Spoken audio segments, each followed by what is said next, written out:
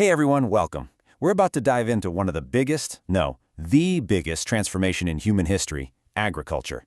It's this incredible story of genius, accidents, and how we built, well, everything we see around us today. All right, just a quick heads up before we get started. This explainer is going to be a bit of a deep dive. We did a more basic overview a little while back, so you can check that out if you're just getting started. But for the rest of you, let's get into it.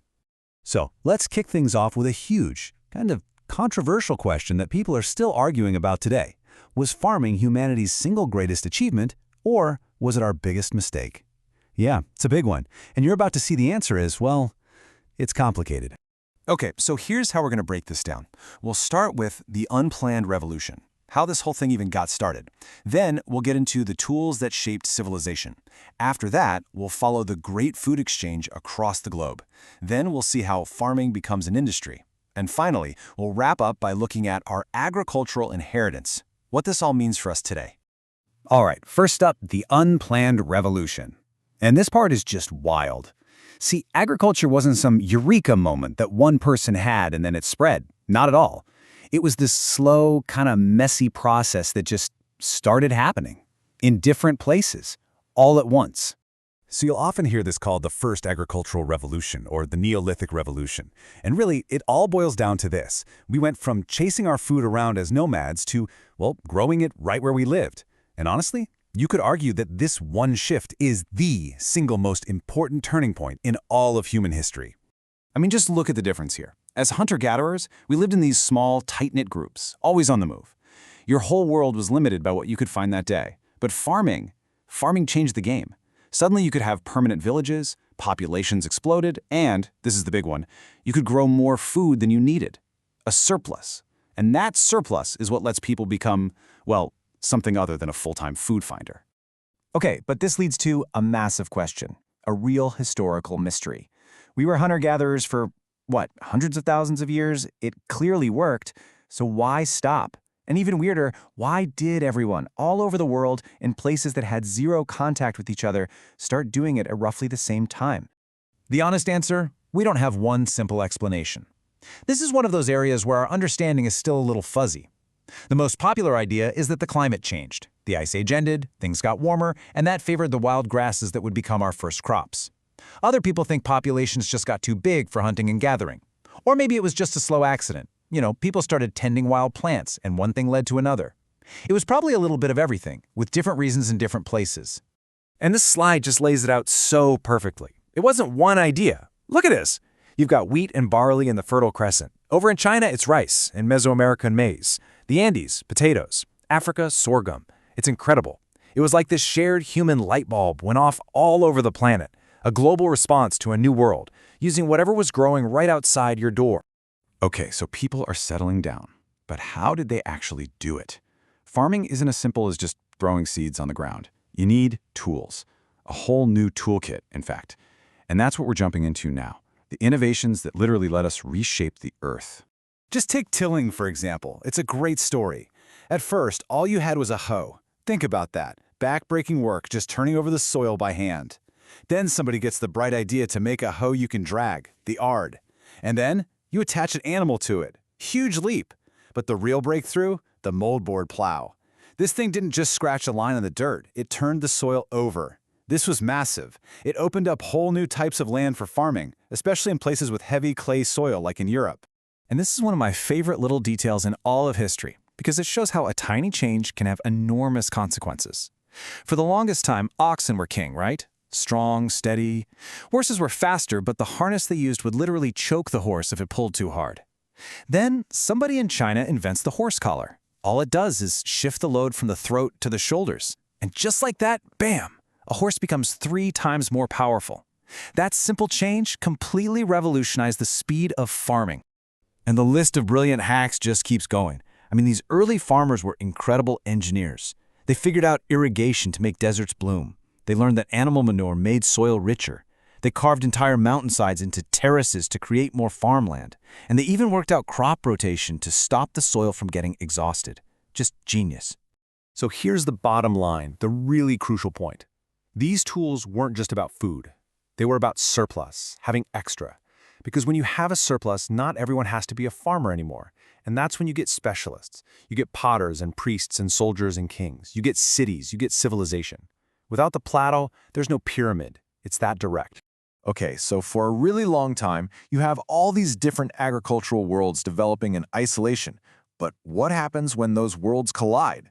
Well, that's what we're looking at next. It's the story of a great food exchange that completely rewired what the entire planet eats. Now here's a chapter that often gets left out of the history books, but it is so important. The Arab Agricultural Revolution. We're talking about the 8th to the 14th centuries. Through this huge network of trade and scholarship, crops that we take for granted now, like sugar, rice, oranges, made their way from Asia all the way to Europe. They also brought incredible irrigation technology with them, literally changing the landscape of the Mediterranean. But nothing, and I mean nothing, compares to what happened after 1492. The Columbian Exchange wasn't just an exchange, it was a biological rewiring of the entire planet. The Americas introduced the world to corn, potatoes, tomatoes.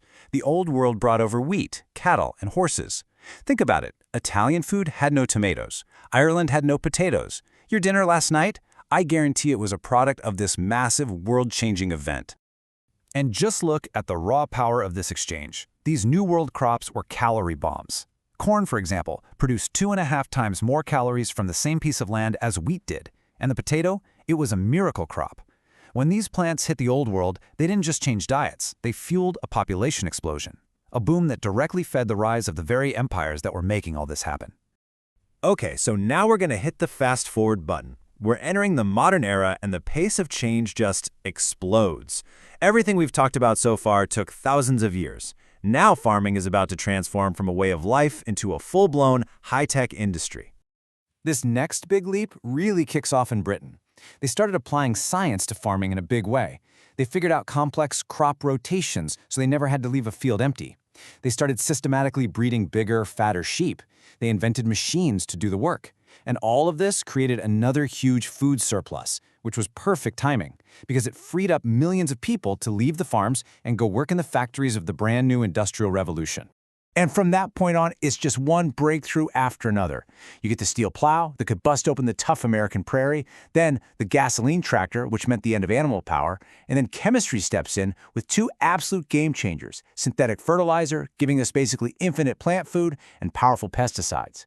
It all comes to a head in the 1960s with what we call the Green Revolution, using science to create super productive crops that fed the world. So what did all that tech actually do? Well, this slide just lays it out. An ancient farmer might have been able to feed their family, maybe 5 people total. A farmer in 1900 could feed about 25. But today, one single modern farmer can feed over 150 people. That's not just an improvement. That's a mind-bending leap in productivity. Okay, so after this whirlwind tour through 12,000 years, where does that leave us? Let's take a step back in this last section and really think about the legacy of it all, this incredibly complex and often contradictory inheritance. So, let's boil it all down. If you remember nothing else, remember these 5 things. 1. Farming wasn't one idea. It popped up all over the globe independently. 2. Technology has always been the engine pushing farming forward. 3. The world's dinner plates were completely changed by global exchange. 4. Modern industrial farming is what made our massive global population possible. And number 5, and this is a big one, that progress came with some serious downsides, from inequality to environmental damage. And don't think for a second this is all just ancient history. It's happening right now. For a lot of us in industrialized countries, farming feels distant, but it's still the absolute foundation of the global economy. Just look at a country like India, where agriculture is a huge piece of the pie, over 20% of their GDP. It's a really powerful reminder that even though the tools are different, farming is just as vital to billions of people today as it was 10,000 years ago. So we come full circle, back to that question from the beginning, greatest achievement or biggest mistake? And the answer is yes, it's both. Agriculture gave us civilization. It gave us art, science, everything. But it also gave us social classes, inequality, famine when the crops failed, and a whole host of environmental problems we're still grappling with today.